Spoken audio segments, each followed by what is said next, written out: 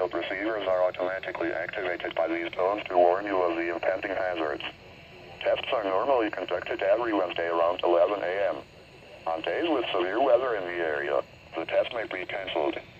To provide the most consistent warning service possible, the warning alarm will be activated only for warnings and watches affecting the following counties.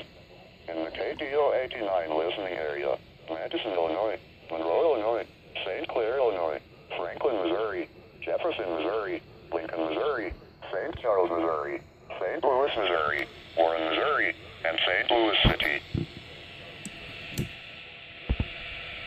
If your receiver is tone activated, it should be reset after this test. This concludes the test for this week. Thank you.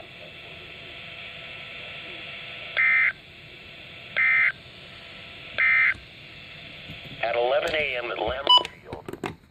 Required weekly test for this week.